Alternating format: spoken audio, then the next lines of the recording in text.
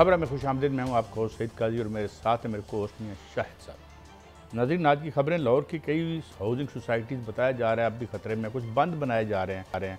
फर्रुखाबाद में जो है वहाँ ज़्यादा ख़तरा है और ठोकर न्याज से आगे जो हाउसिंग सोसाइटीज़ हैं उनके हवाले से अभी कुछ तशवीश पाई जाती है। देखेंगे क्या मामला है। फिर एक तरफ तो ये इल्ज़ाम लगा कि भारत ने आप ही हमला कर दिया। भाई, भारत ने आप ही हमला किया, मगर ख्वाजा आसिफ साहब इससे एग्री नहीं करते। वो समझ रहे हैं, उनका ये कहना है कि 2 दिन पहले भारत ने हमें इतला दे दी थी। तो मेरे ख्याल में ये भारत का अभी हमला नहीं था, हाउसिंग सोसाइटियाँ और उनको इजाज़त देने वालों और जो टाउन प्लानिंग में वारदात करके माल बनाने वालों का हमला है, जिसके नतीजे आज निकल रहे हैं हमारी। और इमरान खान क्या खजराना साहब कह रहे हैं 2023 या 2035 तक जो है वो जेल में रहेंगे। तो ये क्या मामला है? ये कोई इल्म नजूम का इसमें दखल है या क्या सिलसिला है? कोई तनाजुर देने की कोशिश की जा रही है। वज़ीर आज़म आइंदा हफ्ते 4 बड़े सुदूर से मिलेंगे, तो इसमें क्या सिलसिला होगा? साथ साथ हम बात करेंगे भारत के हवाले से भी, उसकी ट्रेड को कितना बड़ा हिट होगा। $300 बिलियन का कह रहे हैं उसे नुकसान होगा, मगर ज़ाहिर है उसके पास तो नुकसान होगा ना। हमारी तो 300-400 बिलियन डॉलर की टोटल इकानमी है। बहरहाल मियाँ साहब आते हैं लाहौर की हाउसिंग सोसाइटीज़। एक तो आपके पास क्या है, पानी रिसीड कर रहा है, दोबारा से बारिशों का ख़तरा है, और ये लाहौर के हवाले से फर्रुखाबाद में कोई बंद भी बनाए जा रहे हैं, कुछ इलाकों में बंद तोड़े भी गए हैं। शाहदरा का इलाका जो है उसमें जो है कुछ घर खाली कराए गए। कसूर में मुझे अभी बता रहे थे हमारे ब्यूरो चीफ कि वहाँ पे कुछ इलाके खाली कराए गए हैं, लोगों को स्कूलों में प्लेस किया गया और कुछ मगर वो वहाँ से अब कहीं अपने रिश्तेदारों के घरों में चले गए हैं। ओवरऑल क्या सिचुएशन है पर्टिकुलरली लाहौर और पिंडी में क्या है? मियाँ साहब ज़रा आपके पास क्या इतलात हैं इस ज़िमन में? मियाँ साहब देखें काजी साहब, मैं पूरी सूरत हाल आपके सामने रखता हूँ। 6 बजे का डाटा है, ताज़ा तरीन डाटा है। उसके मुताबिक मैं तीनों दरियाओं का जो सूरत हाल सामने रखूंगा। सबसे पहले जो खतरा है वो लाहौर को है, और रावी दरिया की सूरत हाल ये है कि कोट नैना के मुकाम पर 77,000 क्यूसेक है और जसर के मुकाम पर 99,000 क्यूसेक है, लेकिन साइफन के मुकाम पर जो है 2,20,000 क्यूसेक का रेला जो है वो दाखिल हो चुका है, और शाहदरा के मुकाम पर अभी जो है 2,17,000 क्यूसेक का रेला गुजर रहा है, और बलोकी में 1,16,000 क्यूसेक पानी का बहाव है। लेकिन पानी जो है वो वहां से साइफन से मजीद पानी जो है उसका रेला आ रहा है, वो 2,20,000 क्यूसेक का रेला बताया जा रहा है। लेकिन जो कैचमेंट एरिया है वहां पर बारिशें हो रही हैं और जिससे मजीद पानी आने का खदशा जो है वो जाहिर किया जा रहा है। हाई फ्लड इस वक्त रावी में है, और यहाँ जो बताया यह जा रहा है इस वक्त जो रिपोर्ट्स आ रही हैं कि जो दरिया रावी के किनारे पर और उससे मुल्हका जो सोसाइटियाँ हैं, हाउसिंग सोसाइटियाँ, वो खतरे में हैं। और इसमें ठोकर न्याज बेग से लेकर मुल्तान रोड के साथ साथ जितनी भी हाउसिंग सोसाइटियाँ हैं वो खतरे में हैं, और बाज़ ऐसी हाउसिंग सोसाइटियाँ जहाँ पर पानी जो है वो तकरीबन दाखिल होने को है या दाखिल हो चुका हुआ है, क्योंकि उसके बिल्कुल नज़दीक पानी पहुँच चुका था। रेला जो है वो मजीद बढ़ चुका है। शाहदरा में ऐसी आबादियाँ हैं जहाँ पर पानी दाखिल हो चुका है। अमामिया कॉलोनी जो है उसमें पानी दाखिल हो चुका है। ये तमाम तर मालूमात जो हैं ये आ रही हैं, और साथ साथ मालूमात और भी आ रही हैं, और ये कहा जा रहा है इंतजामिया की जानिब से कि सैलाब जो है वो मजीद बढ़ेगा।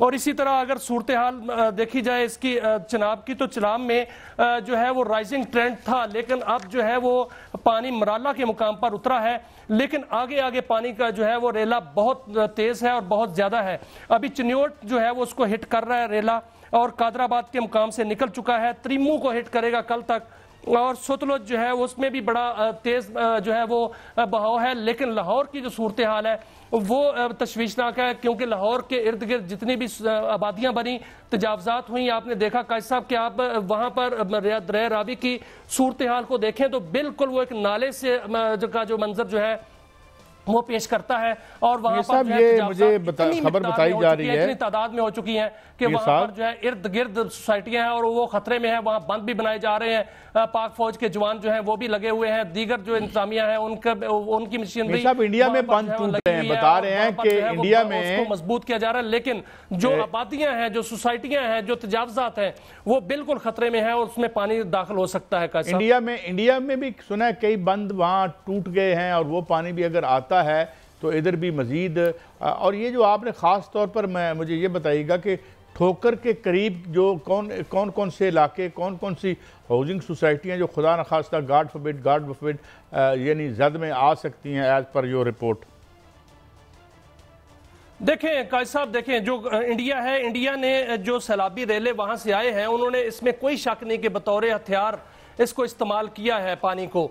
इसमें जो ख्वाजा आसिफ साहब के बयान आए वो अपनी जगह है, लेकिन मेरे पास कुछ डॉक्यूमेंट्स हैं, जो कुछ दस्तावेजात हैं जो ये बताती हैं कि बाकायदा तौर पर आबी जारहियत हुई है। और वह आप इंडिया के इलाके में देखें, वहां पर जो सिख बरादरी है वो बाकायदा सरापा एहतजाज है। वो कह रहे हैं कि जो हम पर जो है आबी जारहियत हुई है, करतारपुरा जो सिखों का है वो डुबो दिया गया, वो बाकायदा तौर पर डुबोया गया। अब लाहौर की जो सूरत हाल है, बाकायदा तौर पर लाहौर पर आबी हमला किया गया है, क्योंकि लाहौर के पास जो रावी दरिया पर उनका थीन डैम है, उसमें उस वक्त जगह खाली थी जब उसको कंट्रोल्ड वाटर जो है वो छोड़ा जा सकता था।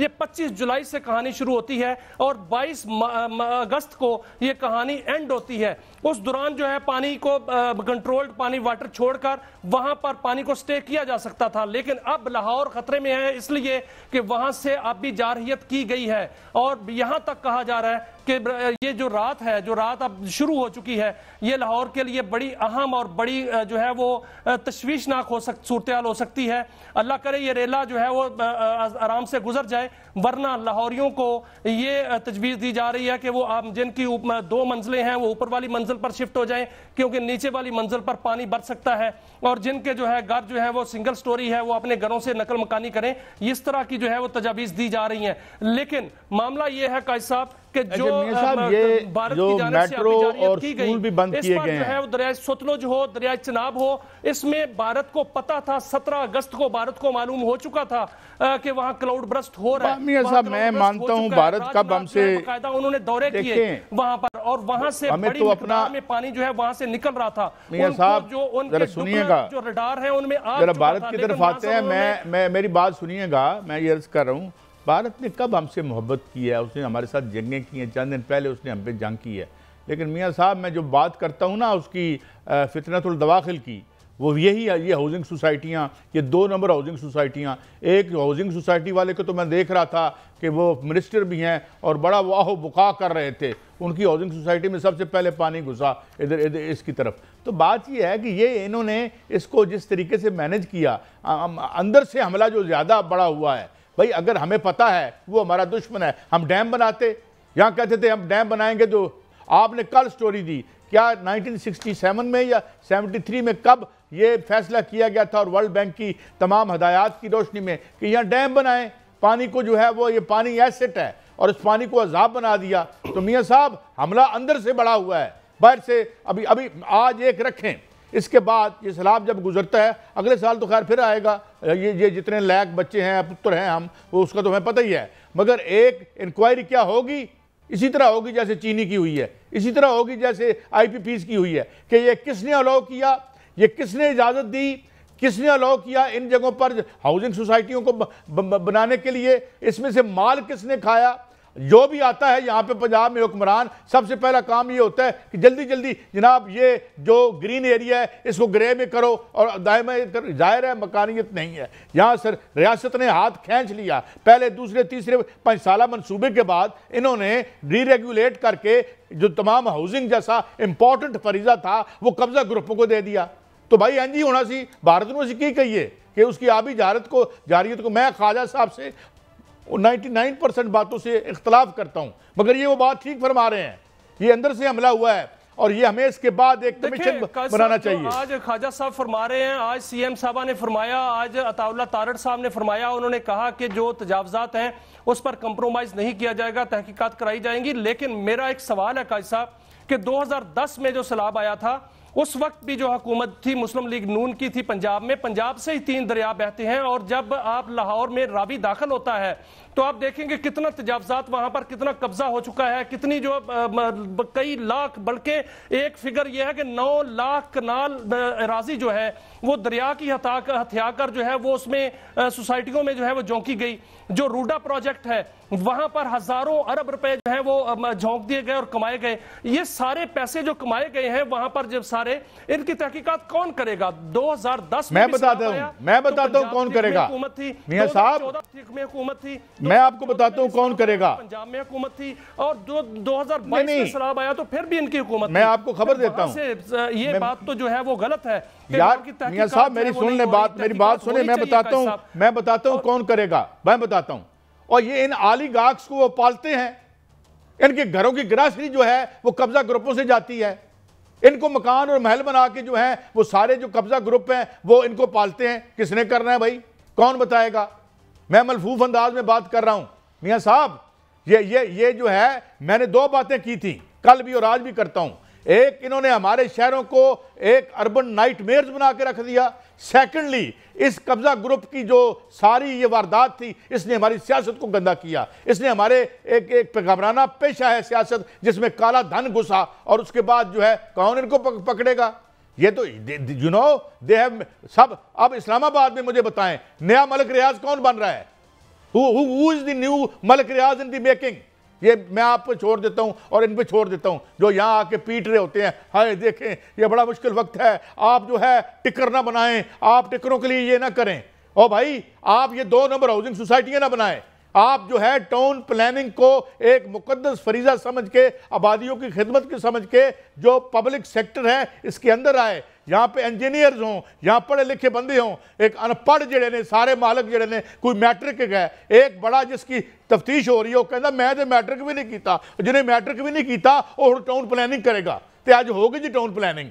सो दिस इज द थिंग। कब सोचेंगे, कब समझेंगे मियां साहब? अब मैं और क्या कितना पीटूं उस पे, मुझे डर लग रहा है। इधर भी हमारे खानदान है, इधर भी हमारे खानदान है। अगर काजी साहब अगर वहां पे काजी साहब आज अगर सीएम साहबा जो है वो अपने इर्द गिर्द देखें तो उनको कब्जा माफिया मिलेगा।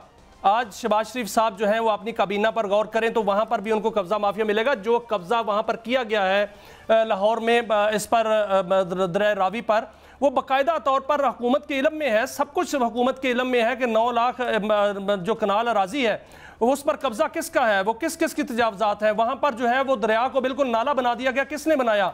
वहां पर दरिया के रुख मोड़े गए, किसने मोड़े गए? वहां पर जो है वो वहाँ दरिया के पेट में जो है वो सोसाइटियां किसने बनाई? ये सारे का सारा जो है मामला ये बिल्कुल आया है, सबको पता है। इस पर जो है बाकायदा तौर पर अगर तहकीकात करानी है तो गैर जानबदाराना एक कमीशन बनाया जाए जिस पर तहकीकात हो और उस पर बाकायदा तौर पर करके उसको सजाएं दी जाएं।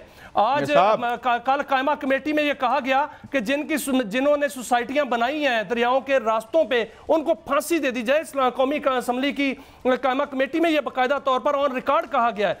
कहने को तो बहुत कुछ है काजी साहब, लेकिन करता कौन है? इसको जब तक ये नहीं होगा तब तक इसी तरह ये 2025 है, 2026 होगा, ये 2027 होगा। पेशन गोई यही है कि क्लाउड ब्रस्ट होंगे। अभी भी पेशन गोई यही है कि वहां पर कैचमेंट एरिया है जिसमें दरिया रावी का कैचमेंट एरिया है, दरिया सतलुज का कैचमेंट एरिया है और दरिया चिनाब का है। वहां पर क्लाउड ब्रस्ट अभी भी हो रहे हैं और होंगे और इसके पानी की मिकदार जो है वो बढ़ सकती है, मजीद बढ़ सकती है।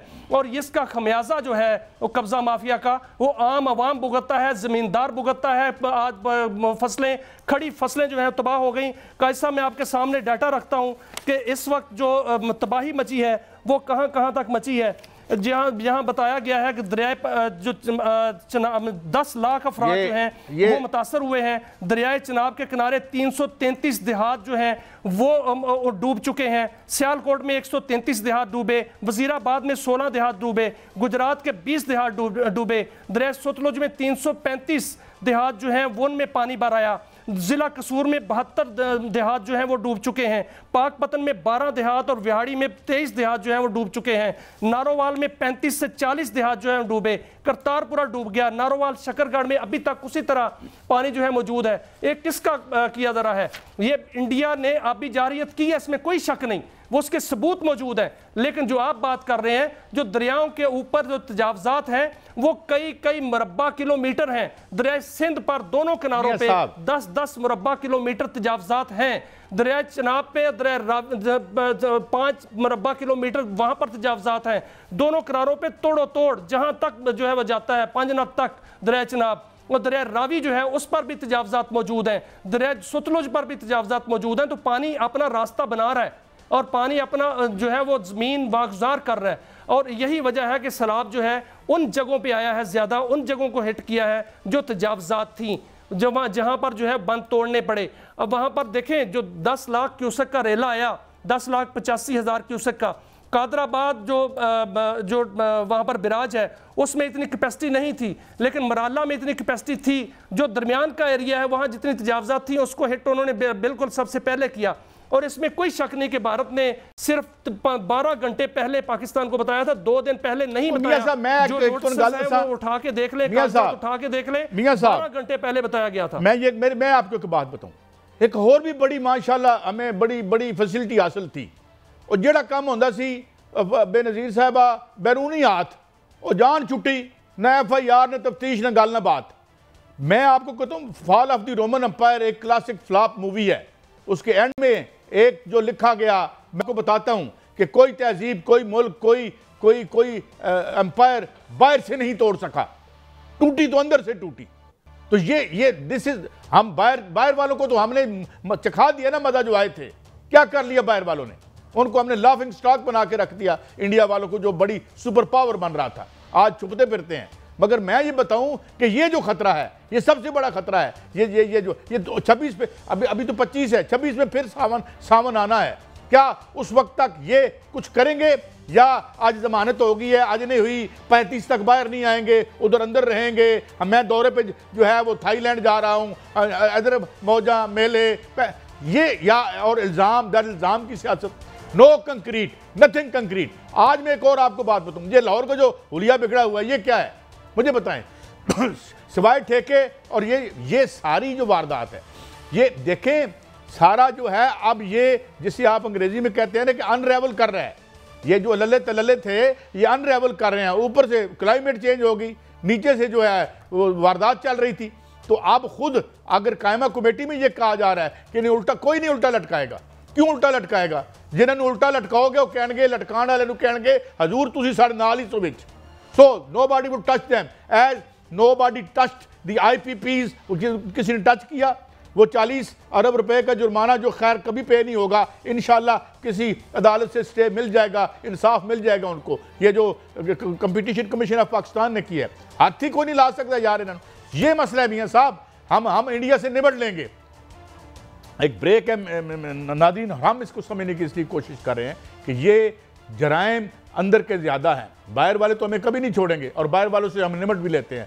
मसला ये है कि हम अंदर वालों को हाथ नहीं डाल पा रहे, अंदर वालों से हम नहीं निपट सक रहे, और वो हैं बुनियादी मसला। ब्रेक के बाद हाजिर होते हैं और बात करेंगे ये इमरान खान और ये जो सिलसिले जारी हैं ये क्या है और ये कब तक जारी रहेंगे। एक ब्रेक के बाद।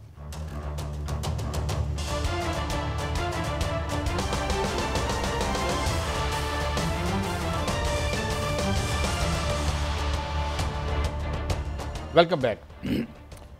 मियाँ साहब, एक तो ये कि यार मैं ये सोच रहा था, मैं आखिरी बात कर रहा हूँ पिछले सेगमेंट के बारे में। मैं आपसे ये कहूँगा कि एक दफ़ा हम ये भी एक काम ये भी मिल के करते हैं कि ये 18वीं तरमीम के बाद कितना पैसा गया सूबों के पास और उसके बाद वो कहाँ खर्च हुआ, और आज फिर फ़ौज को बुला रहे हैं हम अपना, हमारा कोई नहीं। ये इस पर भी हम बात करेंगे, मगर अब हम सियासत की स्टोरी पे आते हैं। इधर मुल्क डूबा हुआ है, 2.5-3 साल से हमने पानी में मदानी डाली हुई है। अब राना साहब कह रहे हैं जी 2035 तक हम उनको जेल में रखेंगे। सुनिए वो क्या कह रहे हैं। अच्छा मियाँ साहब, a country, half of the country almost is inundated, and look at what kind of discussion is being हो रही है, जहाँ पे 2000 कमेटियों में चले गए हैं, कमेटियों में अंदर चले गए हैं, इधर चले गए हैं, काम कोई नहीं करना। भाई ये तो चंगा बड़ा अच्छा है ना, हमें PTI मिली हुई है, कौम को सारे लगाई रखो ना, नीचे हाउसिंग सोसाइटियाँ बनाई रखो। और ये मतलब ये अब क्या ये बातें हैं, या is there any serious discourse how to cope with it? अब यही चल रहा है, हम ये स्टोरियाँ कर करके तंग आ गए हैं। भाई ये हो गया, आज आ गया, आज अदालत ने ये कर दिया, वो कर दिया, और इस तरह के बेमानी बयानात पे हमें आरे लगाया हुआ है। नीचे निक्की निक्की वारदात हो रही है जिसका नतीजा आज हमने देख लिया। चलें मियाँ साहब हमें बता दें, इस हवाले से भी जाहिर है हमने करंट अफेयर्स, यही हमारे करंट अफेयर्स है ना, ये हमारे, तो इस पर भी ज़रा अपना कमेंट दे दीजिए प्लीज़। देखिए कायद साहब, राना सनाउल्लाह साहब जो हैं वो सेनेटर बन रहे हैं, उनको बहुत बड़ी जिम्मेदारी जो है वो सेनेटर बन के मिलने वाली है और बड़ी मरकजी जिम्मेदारी है वो उनको मिलने वाली है। ये इसमें कोई शक नहीं। राना सनाउल्लाह ने जो बात की है, अगर उनको सियासी बयान ले लिया जाए तो ये सियासी बयान भी ऐसा उनको नहीं देना चाहिए, क्योंकि जो कानून है उसका इल्म जो है वो जज को होता है और जज जो है वो उसका फैसला करता है। आपको याद होगा कायद साहब के जब PTI की हुकूमत थी तो उस वक्त कहा जाता था कि मैं फ़ाइल देख कर आया हूँ, फ़लाँ ने पकड़े जाना है, तो उसका गिला आज तक मुस्लिम लीग नून करती है। तो क्या आज पेशगोई जो की जा रही है कि 2035-34 तक जो है वो उनको जेल में रखा जाएगा, तो फिर ये भी तो पेशगोई है। तो उनको किसने बताया कि उनको रखा जाएगा? क्योंकि इसका कानून जो है वो अपना रास्ता बनाएगा। ये उन पर जो है आखिरी इत्तलात आने तक तो उन पर कानून के मुताबिक फैसला होगा। तो इस तरह के काम नहीं करने चाहिए। लेकिन राना सनाउल्लाह साहब शायद जो मुस्तकबिल की जो है वो अपना बेहतर अपने आप को जो है वो सीट पर लाना चाह रहे हैं। हो सकता है कि वो वज़ीर दाखिला हो, लेकिन ये मामला कायद साहब वही है कि इस हवाले से कभी भी इस तरह की पेशगोई जो है वो मेरा ख्याल नहीं करनी चाहिए। मेरे आखिरी इत्तलात मियां साहब ये है कि PTI जो रुकिएगा हैं वहां से इस्तीफे दे दिए हैं। अगला मरहला जो है वो उनका रुकनियत हमें पता है, उन्होंने दे दिए हैं। मैंने कहा कि ये फिर ये कोई, मेरा मतलब है कि अदालतें खत्म कर देते हैं, यही बता दिया करें हमें। मतलब यार कोई पर्दे ही रहने दो, हमें पता है काम कैसे कहां और किधर हो रहा है। मतलब आप जब ऐसे बयान देते हैं तो are you dictating the court, या मतलब है कि कोर्ट्स नहीं है, या ये काम पहले ही ऑलरेडी डिसाइड हो चुका है। And what ever happens in the court of law, जिस पे हमें तो पूरा इत्मीनान है, that will be exercise in futility, because फैसला तो पहले आ गया। तो ये इससे पहले भी जो बात हुई, वो जो खतों वाली बात हुई, वो भी यही मामला था। बहरहाल आप क्या मजीद आप अपनी बात जारी रखें। मरियम साहिबा ने भी कुछ फरमाया है, भाई हमारे पास शॉट है उनका, या क्या सिलसिला है? सुनाएं जी।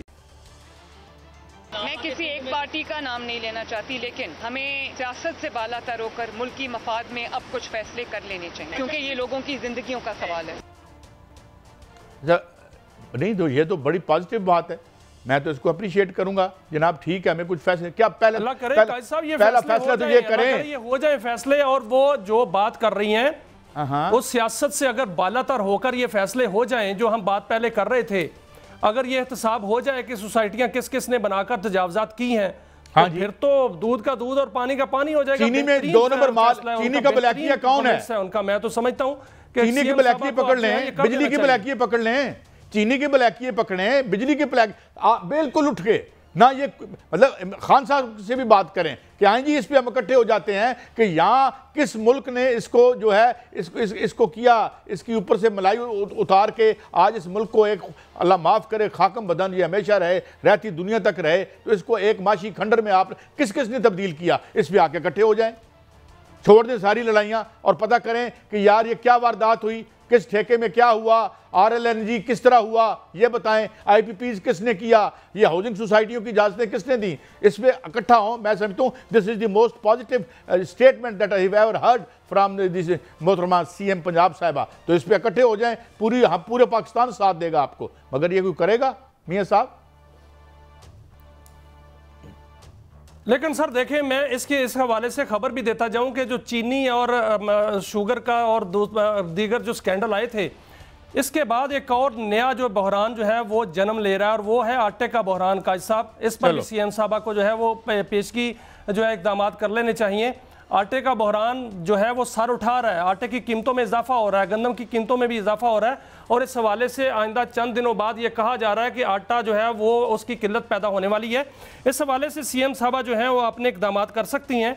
लेकिन जहाँ तक मामला है ये एहतसाब का, तो एहतसाब तो होना चाहिए, और इसमें एहतसाब के लिए बहुत सी लिस्टें जो है वो बन चुकी हैं। मैं तो पहले भी ये कहता हूँ, और उस पर अमल दरामद जो है वो होना था। अभी ये सैलाब की सूरत हाल बन गई, लेकिन जो आगे सितंबर आ रहा है, सितंबर के महीने में बाकायदा तौर पर बहुत सी नाम जो है वो आप सामने आप देखेंगे कि जिनका जो है एहतसाब शुरू हो जाएगा। बाकायदा तौर पर गिरफ्तारियां भी होंगी और बाकायदा तौर पर एहतसाब का अमल बाकायदा शुरू हो जाएगा। और इस हवाले से चारों सूबों में ये काम जो है वो होना है, क्योंकि एक तरफ जो है ये सारा करप्शन का खात्मा किया जाना है, और दूसरी जानिब जो है वो बाकायदा तौर पर इंतज़ामी तौर पर पाकिस्तान को जो है वो ट्रांसफार्म करना है। और ये इंतज़ामी तौर पर जो ट्रांसफार्म होना है, उस हवाले से आपने देखा कि बात जो है वो सूबों की शुरू हो चुकी है।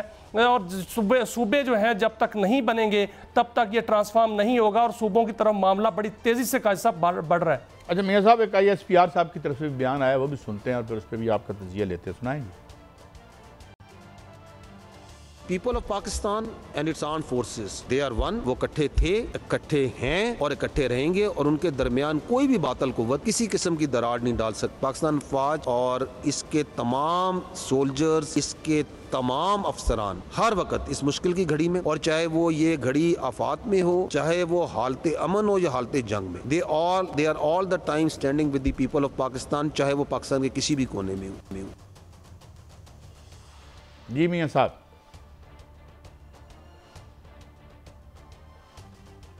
चलें मेरा देखें काजी साहब, हाँ जी, बिल्कुल DG ISPR ने जो फरमाया ठीक फरमाया, क्योंकि पाकिस्तान के अंदर पाक फौज और अवाम एक है, इसमें कोई शक नहीं। अब जो बातल कुव्वतें हैं वो कौन है? बातल कुव्वतें जो हैं वो फितनतुल ख्वारिज हैं, बातल कुव्वतें जो हैं वो फितनतुल हिंदुस्तान है, बातल कुव्वतें वो हैं जो मुल्क दुश्मन है, और बातल कुव्वतें वो हैं जो यहाँ करप्ट हैं। ये बातल कुव्वतें हैं, इनके हवाले से पूरी कौम जो है बाकायदा तौर पर पाक फौज के साथ मिलकर इन तमाम बातल कुव्वतों के साथ निपट रही है। और आपने देखा काजी साहब के बहुत से जो फितनतुल ख्वारिज और फितनतुल हिंदुस्तान के जो अहलकार हैं, वहाँ पर उनको अहलकार नहीं कहना चाहिए, उनको करिंदे कहना चाहिए। वो जहन्नम वासिल हो रहे हैं। क्विक ब्रेक लेनी है, ब्रेक के बाद हम हाजिर होते हैं। वज़ीर आज़म के जो दौरे हैं, उनकी जो मुलाकातें हैं, what is the significance of all of them, एक ब्रेक के बाद।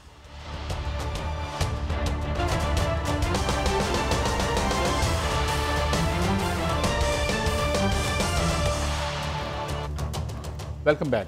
मियाँ साहब, कुछ वज़ीर आज़म साहब का जो दौरा है उसमें बड़े ताकतवर जो शख्सियात हैं और जो नया इमर्जिंग ब्लॉक है उसमें उन लोगों से मुलाकातें, एजेंडा क्या है और क्या इसमें क्या आपके पास इतलात है?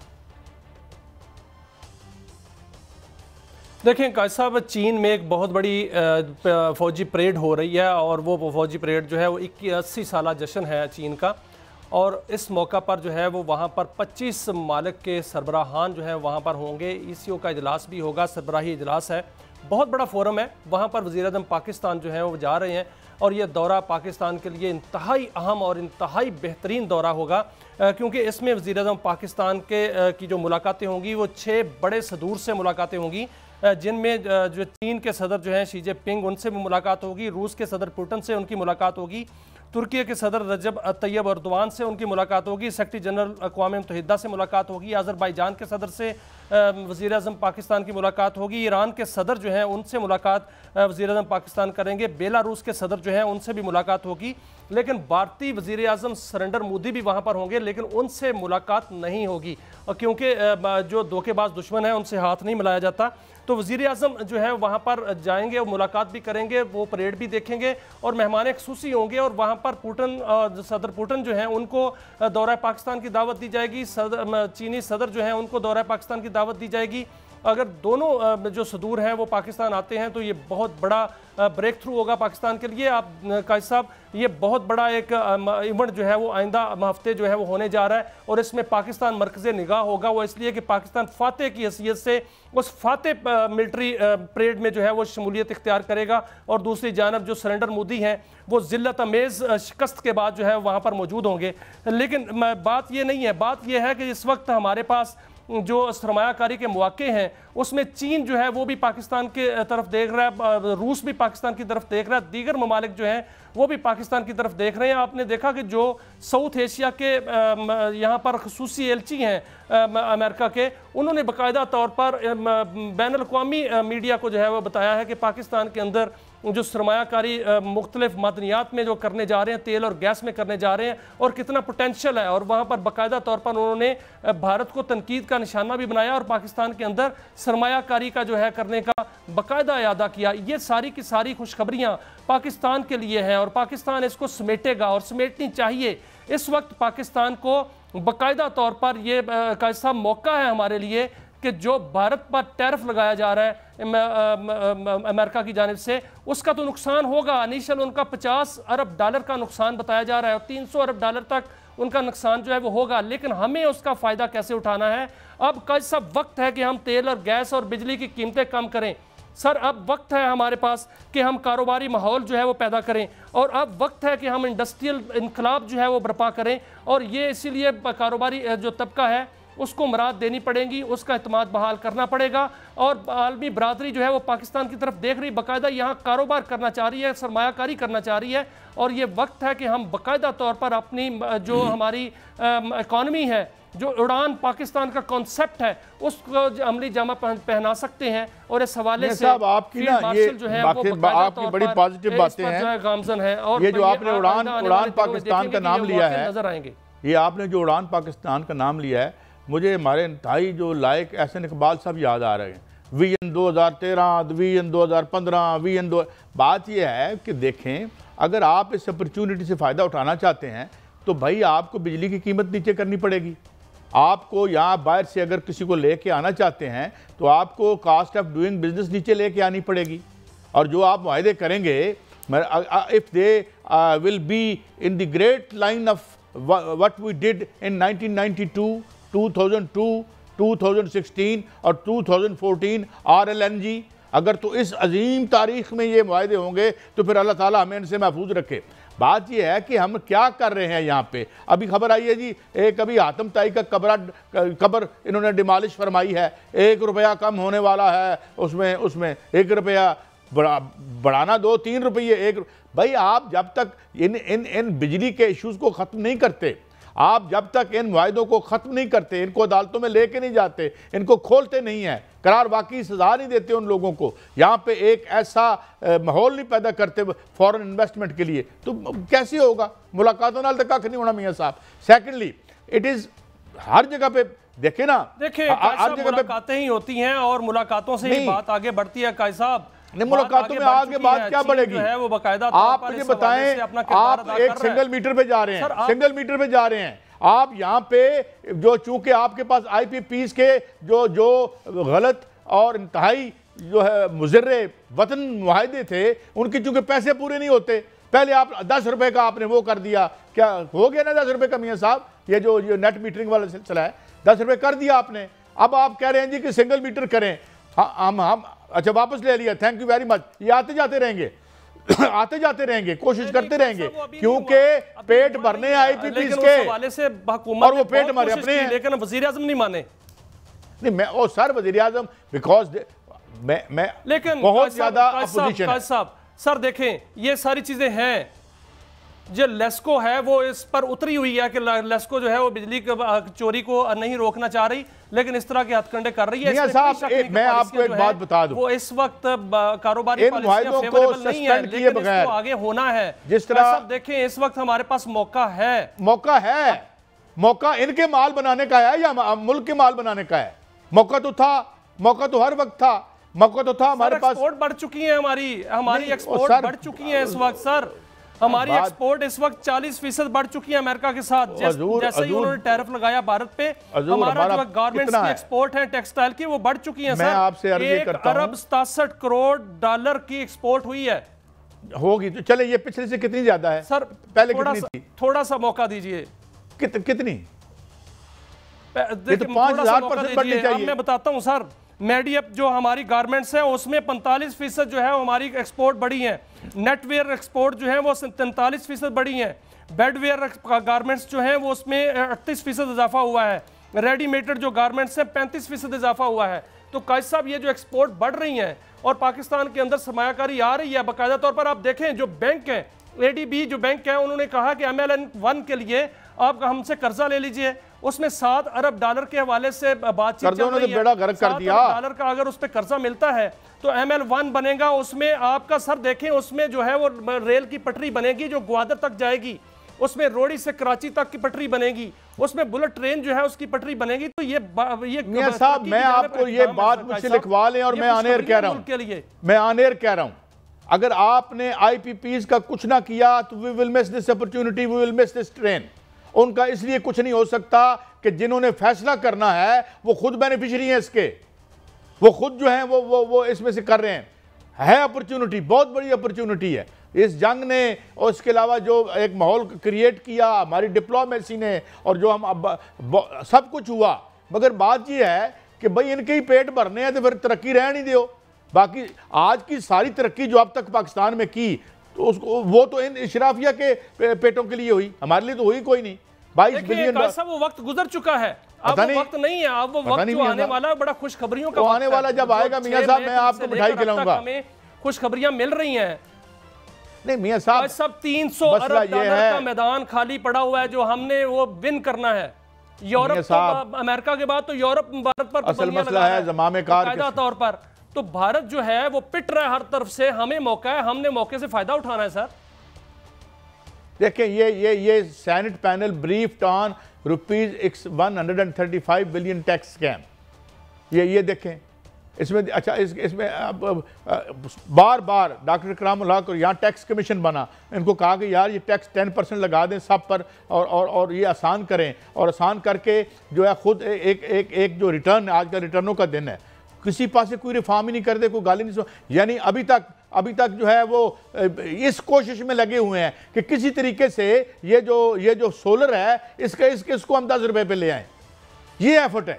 और वजीर मौसूफ जो है अवैध साहब ही है मेरे ख्याल अभी तक, वो कह रहे हैं, उनका बयान है, उनका बयान है कि मैं IPPs को कुछ नहीं होने दूंगा। सोलराइजेशन है, अगर फर्ज करें ये हो भी गया तो सोलराइजेशन तो इतनी हो चुकी है और आगे सोलराइजेशन होती जा रही है, और ये नहीं कर रही है हुकूमत, ग्रास मीटरिंग पे नहीं जा रही है बिल्कुल। वजीर आज़म ने इसको बाकायदा तौर पर रिजेक्ट कर दिया है, और वजीर आज़म ने जो ब्यूरोक्रेसी की जानिब से आए थे उसको रिजेक्ट कर दिया है। मियां साहब opportunity is there, we need to create an industrial environment जहां आप जो है बेसिकली बुनियादी चीज़ एनर्जी है, एनर्जी में वो यार वो अपनी हम गैस नहीं निकाल सकते RLNG की वजह से, कोई पूछ ही नहीं रहा। आखिर डॉक्टर फ़ारूक सलीम जैसे आदमी ने, और डॉक्टर ये बड़े कदावर लोग हैं, इन्होंने अखबारों में चीज़ें आई, किसी ने पूछा नहीं, कोई तहकीक कोई सवाल, चले मुमकिन है ये बातें गलत हों मगर इसकी तहकीक तो साहब जो LNG की बात होती है तो इसमें हमें यह भी याद रखना चाहिए कि नदीम बाबर साहब जो हुआ करते थे PTI के दौर में, वो वजीर थे पेट्रोलियम के, उन्होंने जो मुआहदा किया था 4 साल का, उनको उस वक्त बड़ा मना किया गया था, तनकीद हुई थी, उन पर भी तफ्तीश करें। फिर ये सारे हाथ तो रंगे हुए हैं, इसमें शक ही नहीं है। लेकिन साहब पाकिस्तान के अंदर जो है वो ऑटो इंडस्ट्री में इनकलाब बर्पा होने जा रहा है। BYD पाकिस्तान में आ चुकी है जो टेस्ला को टक्कर दे चुकी थी, अब वो पाकिस्तान में काम करेगी, उसके लिए बिजली सस्ती होनी चाहिए, इसमें कोई शक नहीं।